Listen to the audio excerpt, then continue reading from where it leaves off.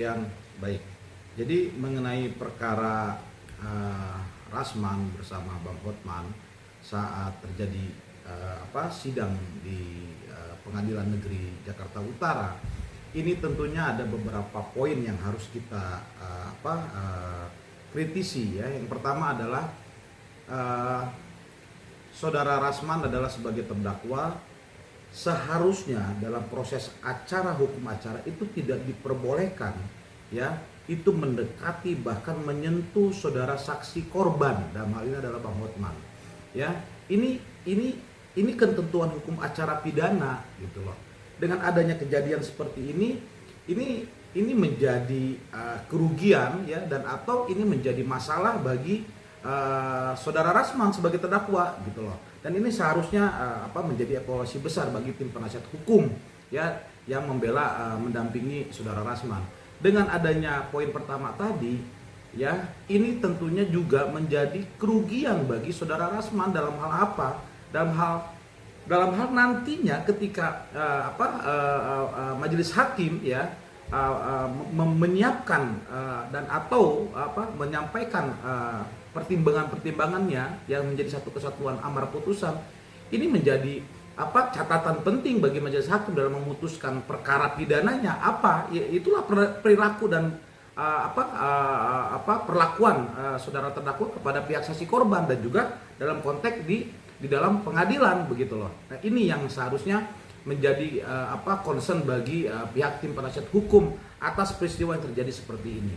Yang ketiga, ini juga menjadi masalah bagi internal di pengadilan dan juga tim jaksa penuntut umum ya. Seharusnya yang berkewajiban ya untuk melindungi saksi korban itu adalah tim jaksa penuntut umum ya. Ini juga menjadi otokritik bagi Kejaksaan Negeri Jakarta Utara.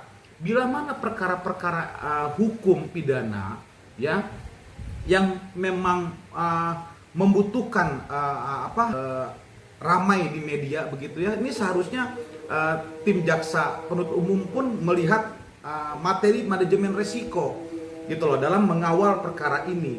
Mungkin berbeda dengan perkara-perkara hukum masyarakat lainnya yang memang tidak media daring lah, atau tidak selebriti atau tidak public figure gitu ya, atau bukan pejabat politik dan sebagainya, yang masyarakat umum biasa. Mungkin perlakuan tim jaksa penuntut umum dalam mendampingi dan membela atau menghadirkan dan juga menghadirkan saksi korban itu protapnya sederhana gitu loh.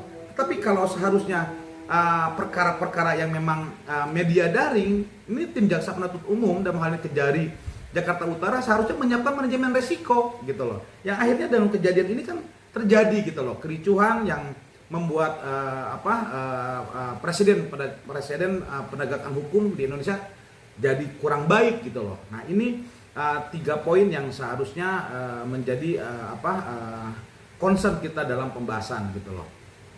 Kemudian dalam konteks peristiwa yang terjadi akhirnya menjadi ricuh seperti ini dan menjadi keributan di ruang lingkup Pengadilan Negeri Jakarta Utara, ini sebenarnya bisa juga menjadi perkara baru gitu loh. Apa poin perkara barunya? Karena saudara Rasman sebagai terdakwa di dalam ruang sidang ya di Pengadilan Negeri Jakarta Utara itu menghampiri bahkan menyentuh fisik ya, kontak fisik kepada saksi korban. Kenapa? Kita ini ada undang-undang perlindungan saksi dan korban gitu loh. Dengan peristiwa ini nih, kalau memang saudara Rasman, saudara Hotman ini akan membuka laporan ya dengan jaksa penuntut umum, maka ini menjadi perkara baru gitu loh. Menjadi perkara baru dan kembali lagi menjadi kerugian saudara Rasman sebagai terdakwa gitu loh, dengan perkara barunya. Ya, kalau mungkin dalam konteks 207 ya KUHP pidana mengenai contempt of court gitu ya, mengenai ancaman penghinaan ya di persidangan, tentunya perlu adanya lebih penelaahan analisis perkara bila mana memang akan disangkakan pasal itu ya. Tapi sejauh ini saya melihat karena ini selesai ya, majelis hakim ini sudah menutup perkara, menutup persidangan, kemudian majelis hakim meninggalkan ruang sidang, maka terjadilah keributan. Jadi pasca penutupan majelis hakim bersidang, jadi saya melihat 207 terkait pasal penghinaan pengadilan ini, persidangan ini agak kurang cukup gitu ya, analisis saya secara pribadi. Tapi kalau misalkan saudara Hotman dengan jaksa penuntut umum ya, karena institusi negara yang mewakili dan melindungi korban, maka dia bisa membuka laporan, melakukan ini gitu loh, undang-undang pelindungan saksi dan korban. Ini jadi perkara baru yang tadi saya sampaikan. Kemudian dengan peristiwa ini kembali lagi sebenarnya saudara Rasman terdakwa akan lebih dirugikan. Kenapa? Bisa saja dengan peristiwa ini ya akhirnya ya Kejari Jakarta Utara bersama tim jaksa penuntut umum yang nanti akan dibahas dengan Kasih Pidum, Kasih Intel sampai ke Kejari Jakarta Utara, itu akan menetapkan Rasman segera ditangkap untuk ditahan. Ini bisa dilakukan, bisa sekali dalam proses pidana gitu loh. Karena ini sudah pro justisia semuanya proses ini. Oleh karenanya ya saya melihat ini menjadi mungkin hal-hal baru lagi, bab baru lagi nih mengenai perkara yang tidak selesai dalam proses ricuh kemarin di Pengadilan Negeri Jakarta Utara. Ini jaksa bisa melakukan hal seperti itu, Mas. Ya tentunya ini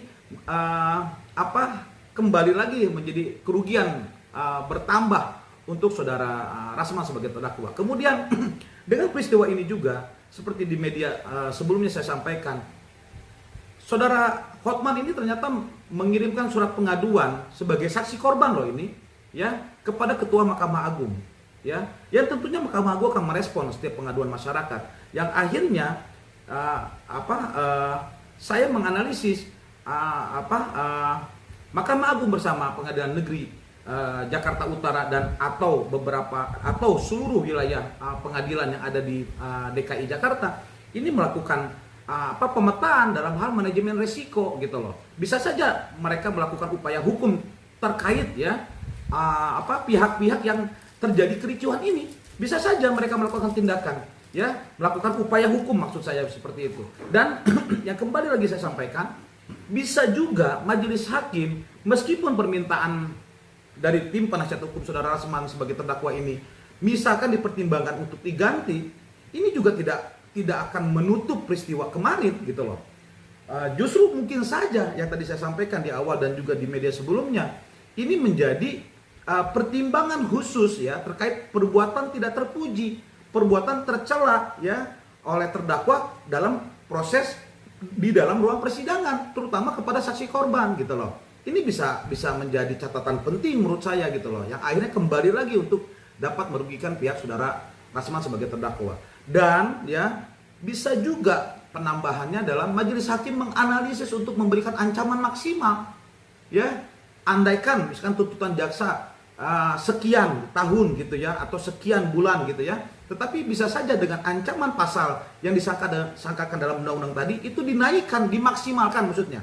Contoh maksimal misalkan 7 tahun, 8 tahun. Bisa saja yang akhirnya majelis hakim yang baru nanti misalkan gitu ya, itu jadi memberikan ancaman yang maksimal untuk saudara Rasman sebagai terdakwa. Nah, sekali lagi, ini dalam peristiwa kemarin ini menjadi sebenarnya tidak menjadi momen pengujian fakta-fakta. Di dalam momen persidangan acara pidana, justru disitulah momen pembela atau penasihat hukum ya ataupun terdakwa, ini saya bicara secara mayoritas ya dalam perkara hukum di masyarakat kita di Indonesia, dalam konteks hukum acara pidana kita, ketika kita sebagai terdakwa diduga, disangkakan ya melakukan perbuatan pidana, lalu kita menjadi tersangka, dinaikkan sidik, lalu kita ada upaya paksa misalkan ditangkap atau ditahan, dan atau misalkan tidak ditahan karena pertimbangan alasan subjektif dan objektif penyidik, baik tingkat Polri ya ataupun pihak tingkat jaksa seperti itu. Maka momen inilah ya dalam pembuktian saksi agenda di pengadilan dalam persidangan, itulah momen mengkantar semua, untuk melawan semua, untuk menjawab semua dengan bukti-bukti juga yang dimiliki oleh tim penasihat hukum gitu loh. Jadi perangnya kita ini gitu ya, pertempuran kita ini gitu ya, itu pertempuran yang cerdas, pertempuran intelektual gitu loh. Bukan hanya emosi di dalamnya gitu ya, reaktif di dalamnya, tetapi juga pertempuran intelektual gitu loh.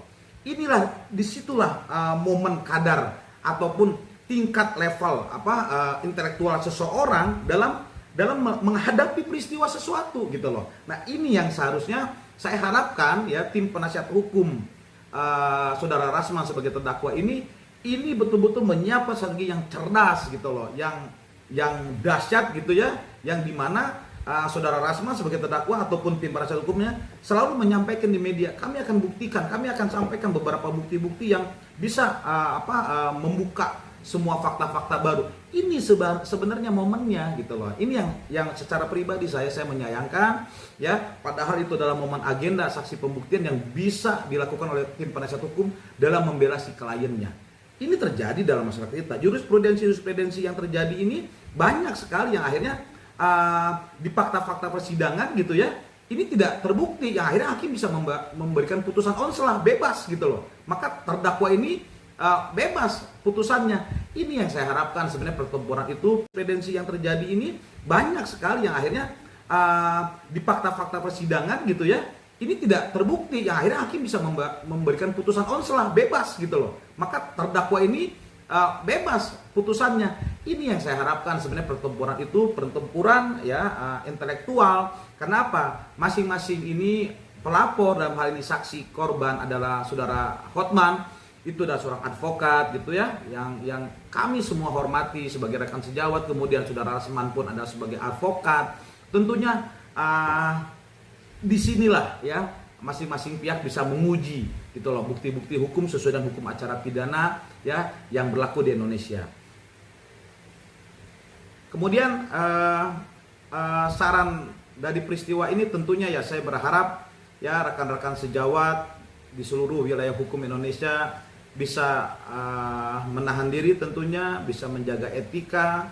Kita sebagai advokat adalah pekerjaan dan profesi yang mulia, officium nobile, yang tentunya kita memiliki seragam penegak hukum gitu ya, punya seragam yang sama ya, tentunya pribadi-pribadi kita yang berbeda ya. Harapannya dengan seragam advokat itu kita menjadi pribadi yang mulia juga dalam melaksanakan tugas ya, dan tentunya ini juga menjadi pelajaran bagi kita ya advokat di seluruh wilayah hukum Indonesia. Dengan peristiwa ini bahwasannya ya ini menjadi